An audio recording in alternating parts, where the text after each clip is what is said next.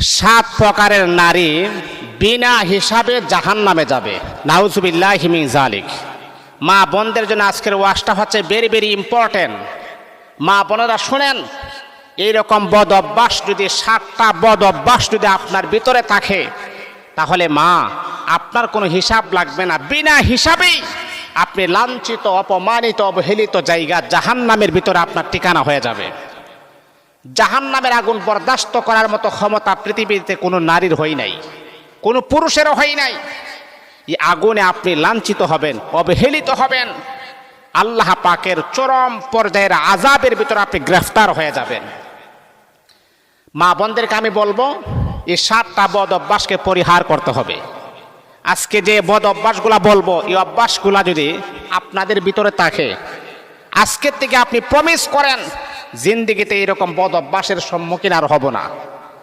যদি আপনাদের ভিতরে থাকে, আপনাদের মা হাতে পায়ে ধরে বলি, আপনাদের পাগুলো আগায়া দেন, প্রয়োজন আপনাদের পায়ে ধরে বলি, এই বদ অভ্যাসগুলা যদি পরিহার না করেন, এই বদ অভ্যাসগুলা যদি না ছাড়েন, নামাজ পড়ার পরেও আপনি জাহান্নামের ভিতরে আপনি চলে যাবেন। তাহলে কি এমন বদ অভ্যাস? মা বোনেরা মনোযোগ দিয়া শুনেন। মাইকের আওয়াজ যতটুক পর্যন্ত যাইতেছে, এলাকার মা বোনেরা যারা শুনতেছেন, আপনাদের পায়ে হাত রেখে বলি, কথাগুলা মনোযোগ দিয়া শুনেন। আমরা পুরুষ যারা মসজিদে আসি, আমরা তো আসলে কথাগুলা প্রচার করি না। কথাগুলা যদি আজকে বাড়িতে বলতাম, তাহলে বাড়িতে অনেক সংশোধন হয়ে যাইতো। আমরা নিজেরাই শুনি, আবার নিজেরা আমলও করতে পারি না, বাড়িতেও আমরা বলতে পারি না। তাহলে এই 7টি বদ অভ্যাস আপনাকে বিনা হিসাবে জাহান্নামী বানিয়ে দিচ্ছে। 1 নাম্বার হচ্ছে, যেই নারী পর পুরুষের সামনে নিজের সৌন্দর্যের প্রকাশ করে। স্বামীকে তার সৌন্দর্য দেখাই না, পর পুরুষের সামনে নিজের সৌন্দর্য বহির প্রকাশ ঘটায়, এমন নারী আছে না? আপনার সমস্ত চেহারার যত সৌন্দর্য আছে, যত লাবণ্যতা আছে, যত স্মার্টনেস আছে, আপনার সৌন্দর্য দেখার একমাত্র অধিকার রাখেন আপনার স্বামী, আর কোনো পুরুষ রাখেন না।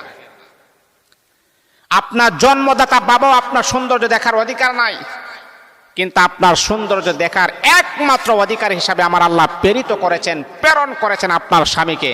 আপনার স্বামীকে যত সৌন্দর্য আপনি দেখাবেন, তত বেশি আমল নামার ভিতরে আমার আল্লাহ নেক লিপিবদ্ধ করে দিবেন।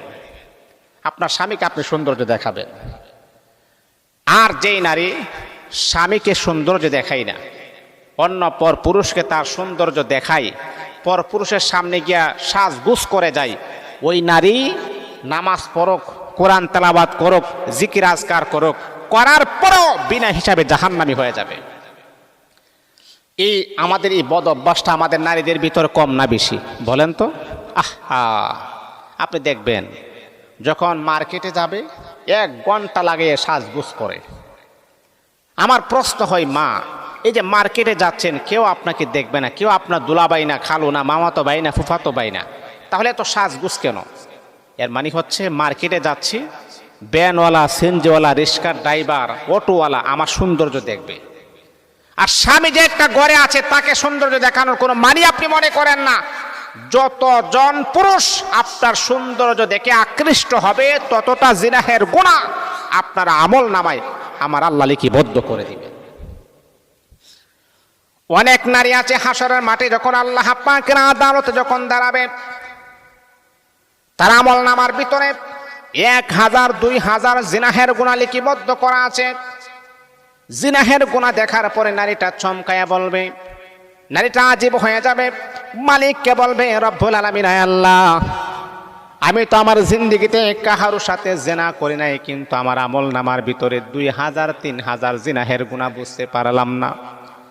আমার আল্লাহ তখন ডাক দেয়া বলবে, মহিলা, তোমার কথাও ঠিক আছে, তুমি কাহারুর সাথে জিনা করে নাই, কিন্তু মারে তুমি যখন বেপরদা, যখন ঘর থেকে যখন বের হয়েছো, তোমার সৌন্দর্য দেখে, তোমার বডি দেখে, তোমার স্ট্রাকচার দেখে যারা আকৃষ্ট হয়েছে, যে সমস্ত পুরুষেরা তোমার দিকে কুনজরে তাকিয়েছেন, সমস্ত পুরুষের কুনজর, যারাই যেইভাবে তোমার দিকে তাকিয়েছেন, প্রত্যেকটা তাকানোই তোমার আমল নামার ভিতরে জিনাহের গুনাহ লিপিবদ্ধ করা হয়েছে।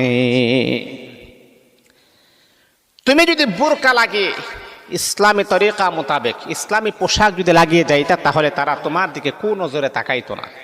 এমন ফিটফাট বোরকা পরে তুমি বের হয়েছো, তোমার সৌন্দর্য পরিদর্শন করেছো, যার কারণে তারা তোমার দিকে কুনজরে তাকিয়েছে। আর যতজন পুরুষ কুনজরে তাকিয়েছে ততটা জিনাহের গুনাহ তোমার আমল নামার ভিতরে আমি আল্লাহ লিপিবদ্ধ করে দিয়েছি। এই জন্যে বাবা কুনজরে তাকানো যাবে না। আর সুন্দর যে একমাত্র স্বামীকে দেখাতে হবে, এটা হচ্ছে 1 নাম্বার। 2 নাম্বার হচ্ছে যে নারী গীবত করে, আপনি দেখবেন 3-4 জন মহিলা যখন একসাথে হয়ে যায় তখন দেখবেন গীবতের হার প্রচণ্ড পরিমাণের বেড়ে যায়। আমার স্বামী এই করে না, আমার স্বামী সেই করে না, আমার স্বামী খুব খারাপ, এই সেই, মানে নিজের স্বামীর বদনাম শুরু হয়ে গেছে। আরে নিজের আপন সন্তানের বদনামও শুরু করতে তারা দ্বিধাবোধ করে না। গীবত যে সমস্ত নারী করবে বিনা হিসাবে জাহান্নামে চলে যাবে। গীবত থেকে সাবধানতা অবলম্বন করতে হবে মা। এটা হলো 2 নাম্বার।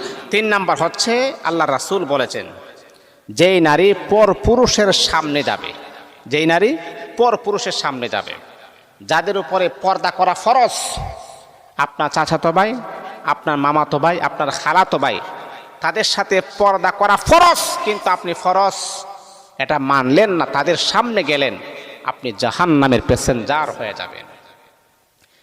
এ আল্লাহ তাআলার বান্দা, তারপর আরো কিছু কারণ হলো। 4 নাম্বার হলো যেই নারী স্বামীর অবাধ্য হবে, স্বামীকে মানে না, স্বামীকে শ্রদ্ধা করে না, স্বামীকে সম্মান করে না, যেই নারী স্বামীর অবাধ্য হবে ওই নারী কখনো আল্লাহ পাক রব্বুল আলামিনের জান্নাতের মেহমান হতে পারবে না, ওই নারী জাহান্নামী হয়ে যাবে।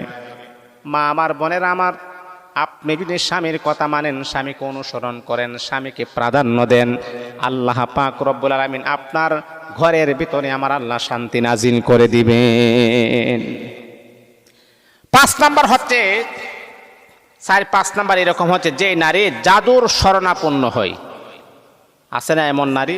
জাদুর শরণাপন্ন যেই নারী হবে ওই নারী, এটা হচ্ছে 4 নাম্বার, জাদুর শরণাপন্ন হয়। জাদু আছে না যে এরকম কবিরাজের কাছে গেলে জাদু করে, ব্ল্যাক ম্যাজিক করে, কুফুরি করে, মানে কুফুরের শরণাপন্ন যেই নারী হয়।